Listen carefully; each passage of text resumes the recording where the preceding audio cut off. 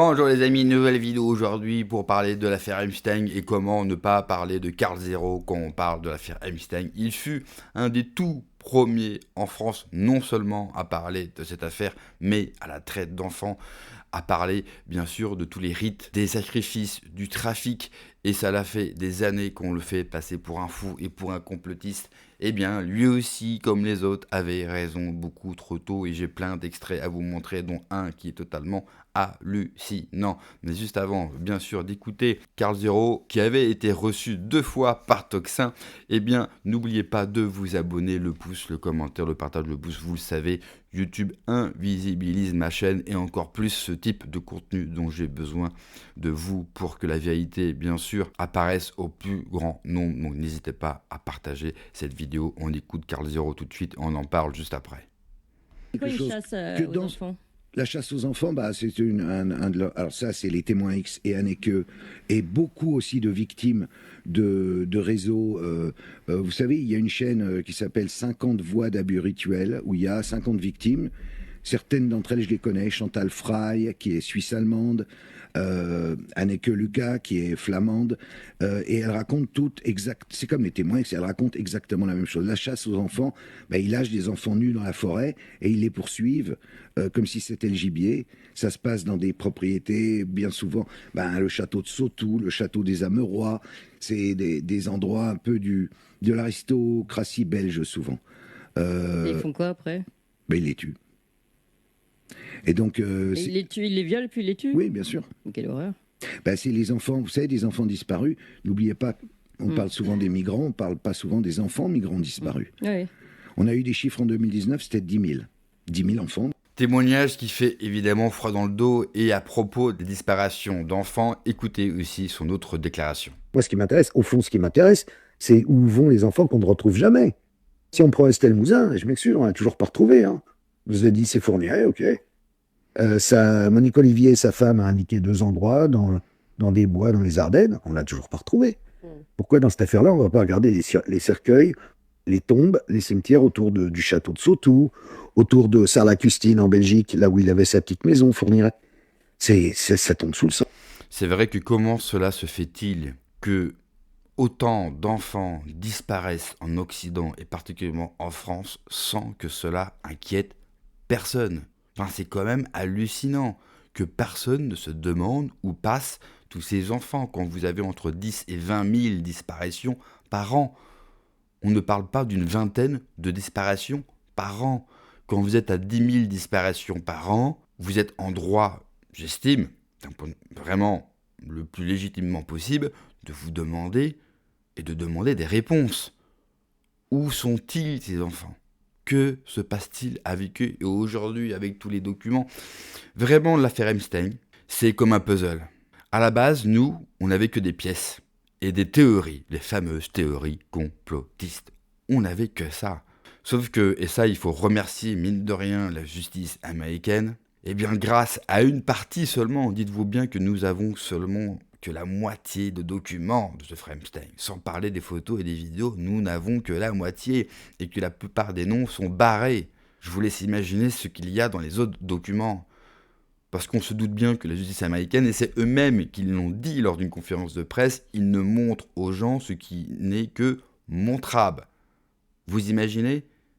Ça veut dire que ce qui est dit dans les autres documents, et surtout ce qu'on peut voir dans les vidéos, est insoutenable. Et je parle de ça tout en regardant, bien sûr, le retour écran que j'ai avec le cadeau de mon fils. Et c'est très compliqué pour moi, en tant que père de famille, d'évoquer ce type de sujet parce que forcément, ça me ramène toujours et automatiquement à ma condition de père et à mes enfants.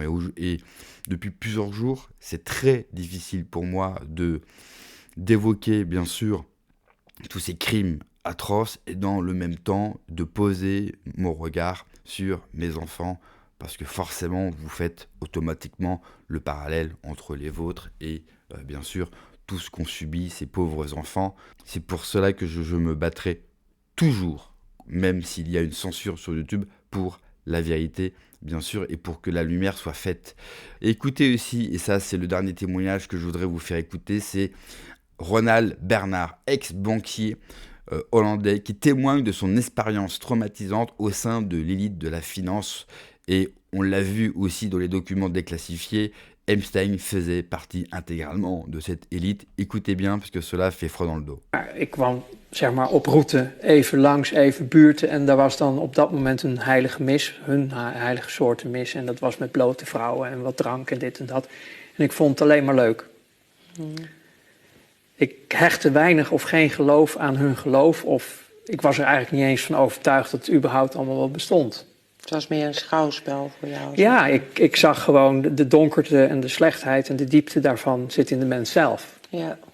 Ik koppelde het nog niet zo.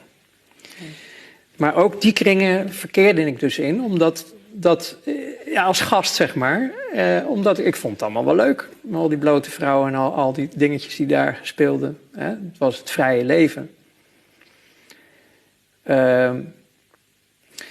Maar er kwam een moment, toen werd ik dus uitgenodigd, daarom vertel ik dit ook, om mee te gaan doen aan offers in het buitenland.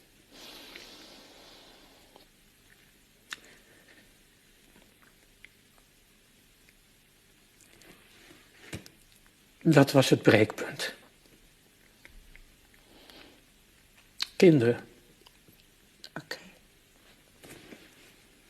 Dat werd je gevraagd. Ja, ik kon het niet.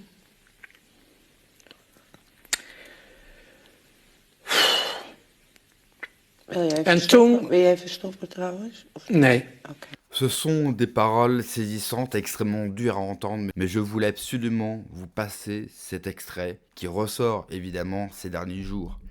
Et on comprend mieux aussi le cheminement pour attirer et pour corrompre cette élite. Ça commence avec des femmes nues, donc forcément quand vous êtes un homme et que vous avez de l'argent, et même si vous n'avez pas d'argent, voir des femmes nues qui se trémoussent devant vous, cela peut être amusant et on peut le comprendre, c'est des femmes adultes.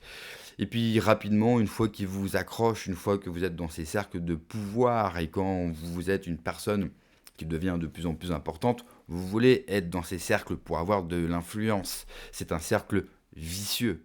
Eh bien, à ce moment-là, la corruption totale s'opère sur vous. Parce que du moment que vous allez participer à ces sacrifices, les mots sont quand même forts, eh bien vous êtes tenu et vous devenez leur esclave. Et vous êtes obligé de faire ce qu'ils vous disent. Voilà comment ce système mafieux, et ce type de témoignage qu'on n'a pas voulu entendre ou qu'on n'a pas forcément cru d'ailleurs. Parce que forcément, on ne connaît pas cette personne, on ne connaît pas cette importance, on pourrait croire bien sûr qu'il raconte n'importe quoi pour se faire mousser. Mais au vu des documents que nous avons aujourd'hui, et quand on revoit l'émotion de cet homme qui n'arrive plus à s'exprimer dès qu'il évoque bien sûr les sacrifices, dès qu'il évoque les enfants.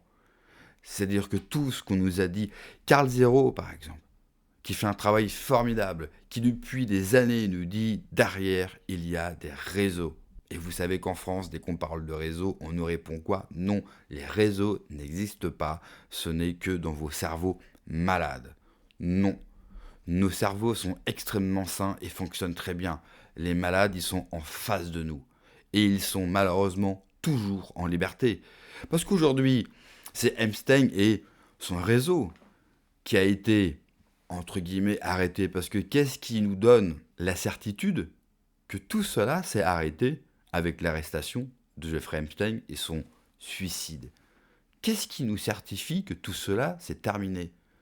Moi, je n'y crois pas un seul instant. Vous savez pourquoi? Parce que quand vous êtes des pervers, quand vous êtes malades, quand vous êtes déviants, cela ne s'arrête jamais. Et ces gens-là, non seulement sont toujours en liberté, mais ils occupent toujours leur poste. Et ils continuent à nous diriger, ils continuent à nous gâcher la vie, à nous prendre nos libertés, à nous dire ce que nous devons faire. Ils continuent à prendre notre pognon, à nous exploiter. En fait, on ne se rend pas bien compte, mais tous ensemble, d'un point de vue collectif, nous sommes un sacrifice. Car ils sont en train de sacrifier toutes les populations occidentales pour leur grand plan et leur grand dessein, qui soit messianique ou n'importe quelle idée de taré, parce qu'on a affaire à des tarés. Et moi, je ne vois qu'une seule solution pour les arrêter. et qu'une seule sentence. Alors je ne sais pas si un jour tous ces gens seront jugés, je ne sais pas si un jour on obtiendra la justice, je ne sais pas si un jour on obtiendra les réponses en fait, les réponses définitives. Et les réponses définitives, ça sera sûrement les vidéos et les photos. Je ne sais pas si quelqu'un au ministère de la Justice américaine, une sorte de lanceur d'alerte, nous balancera tout ça d'un coup, ou alors que des hackers extrêmement forts réussiront à rentrer dans les bases de données, à nous révéler la vérité. Je ne le sais pas, je n'ai pas de boule de cristal. La seule chose à laquelle je vais me rattacher, c'est à la lumière divine, à la lumière de Dieu qui nous offrira cette victoire et qui éclairera tous ces démons pour que justice soit faite. Merci d'avoir regardé la vidéo les amis, n'oubliez pas de vous abonner, bien sûr, le partage, le commentaire, le boost et le petit like, cela fait toujours plaisir et ça aide bien sûr au référencement, c'est le meilleur soutien que vous pouvez m'apporter. Prenez soin de vous, que Dieu vous protège, allez ciao.